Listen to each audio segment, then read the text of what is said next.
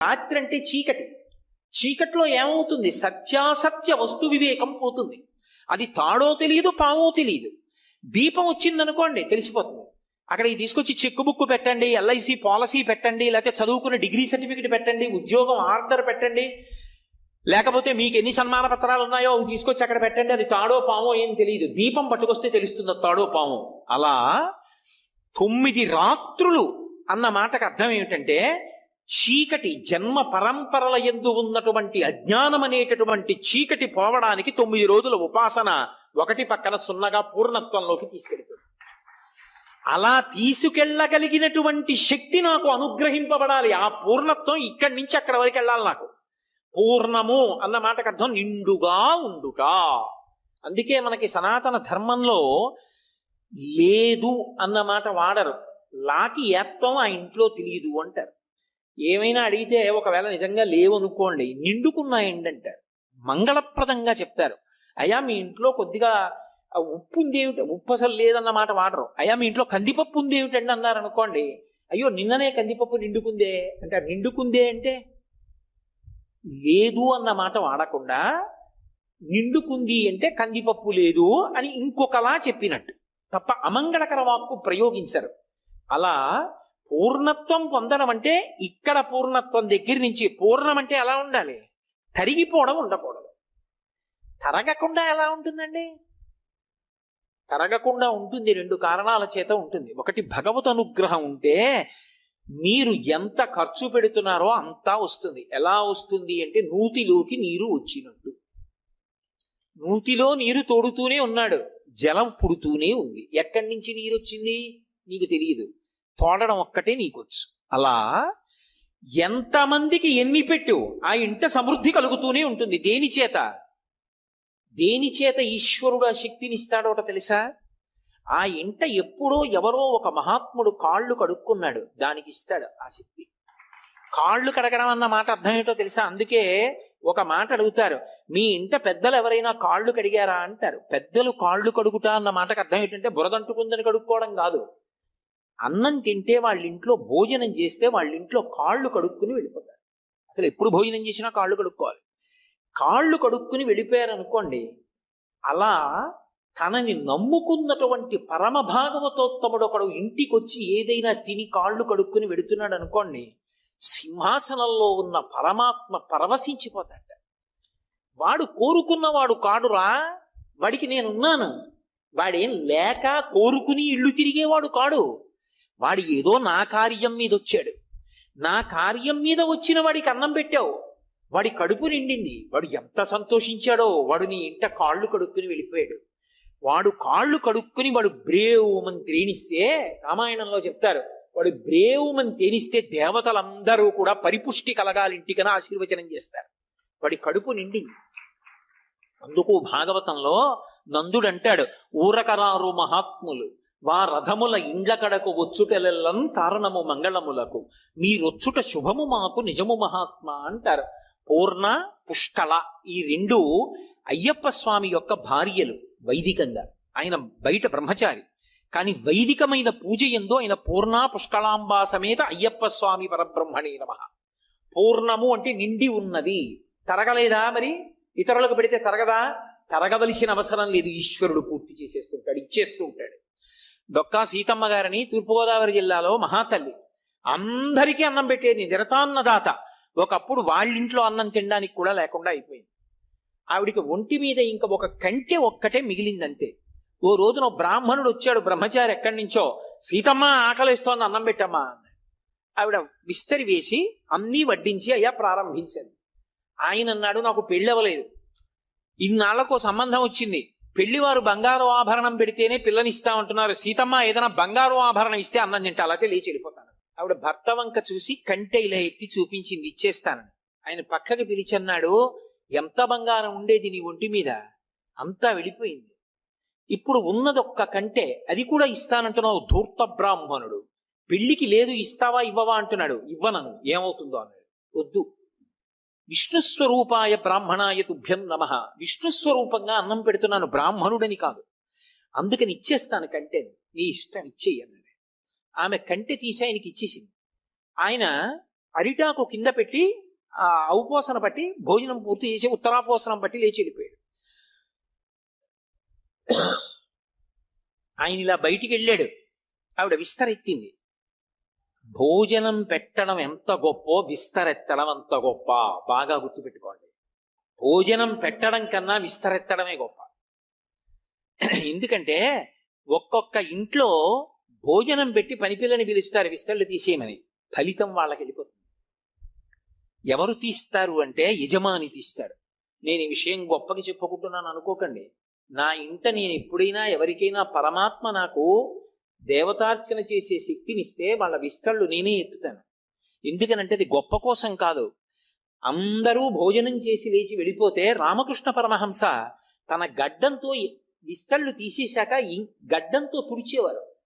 ఎందుకంటే చేత్తో తుడవచ్చు కదా అంటే ఆయన అనేవారు, పరదేవత ఇన్ని చేతులతో అన్నం తింది, మా అమ్మ అన్నం తిన్నప్పుడు పడ్డ ఎంగిలి మితుకులు చేత్తో తుడవన, మెత్తటి గడ్డంతో తుడుస్తానని తుడిచేవారు. విష్ణు సహస్రనామ స్తోత్రం చదివాను అనుకోండి, వనమాలి గదీశాంగీ శంఖీ చక్రీ చనందకి శ్రీమాన్ నారాయణో విష్ణుర్వాసుదేవోభిరక్షతు అని పూర్తి చేసేశాను. పూర్తి చేసేసి లేచిపోయాను. ఆ తర్వాత మళ్ళీ విష్ణు సహస్రనామ స్తోత్రం నా నాలుక మీద ఉంటుందా? చెప్పడం కష్టం. అదే మీరు భగవన్నామ సంకీర్తనం చేశారనుకోండి, ఒక అరగంట సేపు జై జయ శంకర హర హర శంకర, జై జయ శంకర హర హర శంకర అని భజన చేశారు. భజన చేసి ఓ అరగంట అయిపోయిన తర్వాత వెళ్ళిపోతున్నారు. వెళ్ళిపోతున్నా కూడా మీకు తెలియకుండా మీ నోరు జై జయ శంకర హర హర శంకర, జై జయ శంకర హర హర శంకర అని కాసేపు అంటూ ఉంటుంది. అంటే ఒకడుగా మొదలుపెట్టి చేసింది తరువాత కొనసాగుతుందా అంటే చెప్పడం కష్టం. 10 మందితో కలిసి చేసినది భజనగా భగవన్నామం తర్వాత మీ ప్రయత్నం లేకుండా కొనసాగుతుంది. తర్వాత భజనకు ఉండేటటువంటి గొప్ప లక్షణం ఏమిటంటే, ఒక్కడిని కూర్చొని ప్రతిరోజు 6 అయ్యేటప్పటికి విష్ణు సహస్రం చదువుతాను అన్నాను అనుకోండి. 6 అయ్యేటప్పటికి నేను కూర్చుందాం అంటే ఏదో పని జ్ఞాపకానికి వచ్చింది అనుకోండి, ఇవాళకి మానేద్దాంలే అనిపిస్తుంది. అదే భజన చేయడానికి వెడదాం అన్నాను అనుకోండి, అదో సంతోషంగా ఉంటుంది. ఇవాళ శుక్రవారం అమ్మవారి మీద భజన, శనివారం ఏదో గోవిందనామాలతో వెంకటరమణుడి మీద భజన, ఇవాళ సోమవారం శివనామాలతో భజన.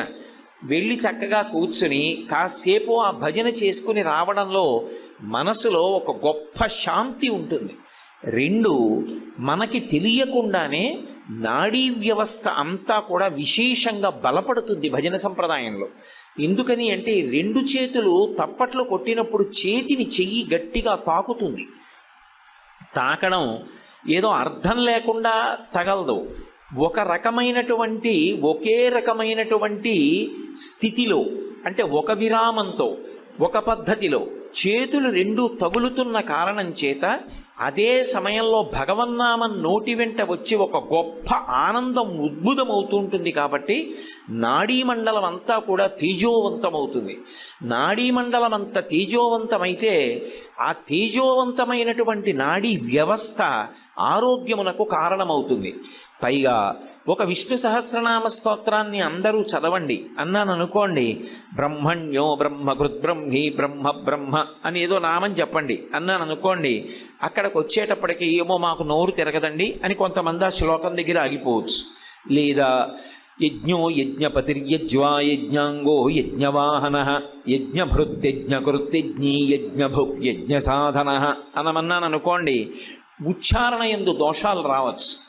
కానీ మనకి పరమేశ్వరుని యొక్క కృపా విశేషం చేత 2 అక్షరములతో ఉన్నటువంటి భగవన్నామములు ఏ ఒత్తులు లేకుండా ఉన్నటువంటివి 2 ఉన్నాయి. ఒకటి రామనామము, 2వది శివనామము.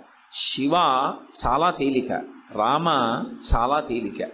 ఈ 2 నామాలు పలకడానికి నాకు ఎలాగండి చాలా కష్టం, నా నోరు ఎలా తిరుగుతుందండి అని అనవలసినటువంటి అవసరం ఉండదు. చాలా తేలిక. పైగా మనిషికి పరానుకరణము అని భగవంతుడిచ్చినటువంటి ఒక గొప్ప కూసు విద్య ఉంటుంది. పరానుకరణము అంటే అది పసితనం నుంచి వచ్చేస్తుంది. పెద్దవాళ్ళు ఏం చేస్తున్నారో పిల్లలు అదే చేస్తారు. అమ్మ ప్రతిరోజు ఆడపిల్లని కూర్చోపెట్టి ముఖానికి అంగరాగాన్ని అలది, అంగరాగం అంటే పౌడరు, అంగరాగం అలది, కళ్ళకి కాటుక పెట్టి, బొట్టు పెట్టి, చిన్న కొప్పేసి అందులో ఓ పువ్వులు పెట్టింది అనుకోండి, ఒక 6 నెలలు అయిపోయిన తర్వాత పిల్ల ఏం చేస్తుందంటే తన ఆడుకునే బొమ్మ తీసుకొచ్చి కాళ్ళ మీద పడుకోబెట్టుకొని అమ్మ పౌడర్ రాసినట్టే పౌడర్ రాసి, అమ్మ బొట్టు పెట్టినట్టు బొట్టు పెట్టి, అమ్మ తనకి ఆమ్ పెట్టినట్టే దానికి ఆమ్ పెట్టి, ఆమ్ అంటే అన్నం, అన్నం పెట్టి పరానుకరణము అమ్మ ఏం చేస్తోందో అలా చేస్తుంది. భజన సంప్రదాయమునందున్నటువంటి గొప్పతనం ఏమిటంటే ముందు వెళ్ళి కూర్చుని సంకీర్తన చేస్తాడు కాసేపు, హరే రామ రామ రామ హరే హరే అంటాడు. ఓ 10 రోజులు వెళ్ళిన తర్వాత ఏం చేస్తాడంటే తను కూడా ఆ చేత్తో చిడతలు ఉంటాయి అవి పట్టుకుని తాను కూడా వాటిని వాయించడానికి ప్రయత్నిస్తాడు. అది అయిపోయిన తర్వాత కొన్నాళ్ళకి కంజీరి వాయించాలనిపిస్తుంది, ఆ చిన్న డప్పులా ఉంటుంది, అది పట్టుకుని వాయిస్తాడు.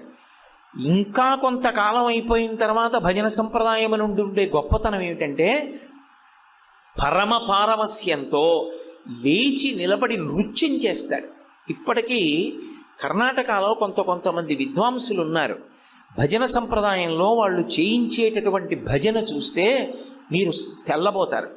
10,000 మంది సభలో ఉండనివ్వండి, 95 సంవత్సరముల వయోవృద్ధులు ఉండనివ్వండి, వాళ్ళు భజన మొదలుపెట్టి వాళ్ళు భజన చేయించడం ఓ 20 నిమిషాలకి తారస్థాయికి వచ్చిందనుకోండి, ఎవ్వరూ కుర్చీలో కూర్చోరు.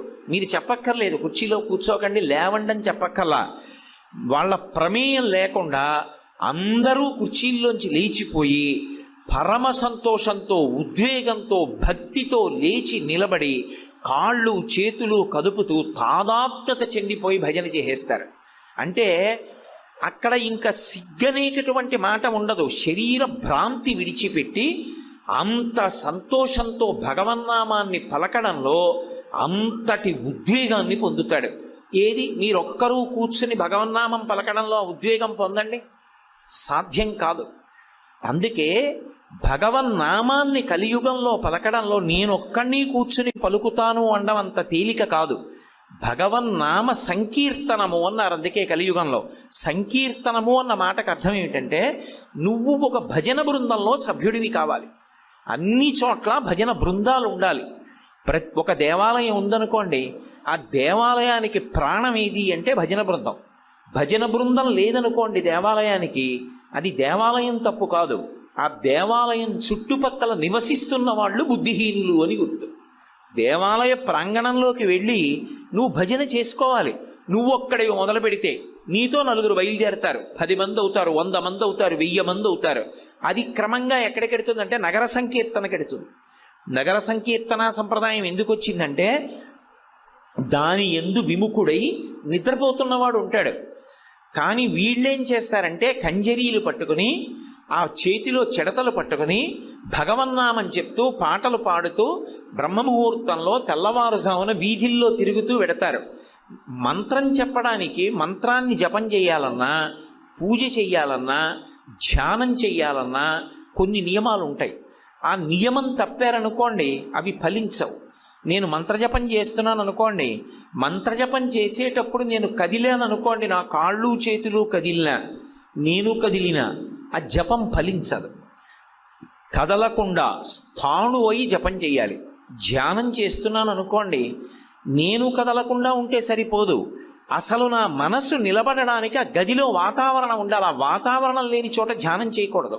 అలా చేశాడనుకోండి ఎవరైనా, అసలు వాడికి ధ్యానం గురించి తెలియదని గుర్తు. చక్కగా ఎలా కూర్చుంటే మీకు సౌకర్యంగా ఉంటుందో అలా పలచటి మెత్తటి బొంత వేసుకుని గది తలుపులు మూసి నిశ్శబ్దంగా ఉండేటట్టు చూసుకొని చాలా కింది స్థాయిలో మంద్రంగా సువాసన వచ్చేటట్టుగా ఏదో కొద్దిగా ఒక్క అగరవత్తో లేకపోతే అరవిరిసినటువంటి సుగంధభరితమైనటువంటి పూల దండలో కొంచెం దూరంలో ఉంచుకుని భగవన్మూర్తిని మీరు దేన్ని ధ్యానం చేద్దాం అనుకుంటున్నారో కళ్ళు విప్పి తదేక దృష్టితో కాసేపు చూసి కన్నులు మూసి అదే మూర్తిని మీలోకి తెచ్చుకొని ధ్యానం మొదలుపెట్టాలి. అది ధ్యాన ప్రక్రియకి ప్రారంభ స్థితి. ధ్యానం మీరు ఎక్కడ పడితే అక్కడ ఎలా చేస్తారు? ఎంతో స్థాయికి వెళ్ళిపోతే తప్పది కుదరదు, అసలు అలా వెళ్ళలేరు. ఏ మహాస్వామి లాంటి వాళ్లకో అది సిద్ధం తప్ప అందరికీ అది సాధ్యం కాదు. భగవన్నామం పలకడానికి మీరు స్నానం చేశారా, శౌచంతో ఉన్నారా, మీరు అసలు ఇంట్లో తిరగడానికి యోగ్యమైన స్థితితో ఉన్నారా, అలా లేరా, ఇటువంటి వాటితో దేనితోనూ సంబంధం లేదు భగవన్నామానికి.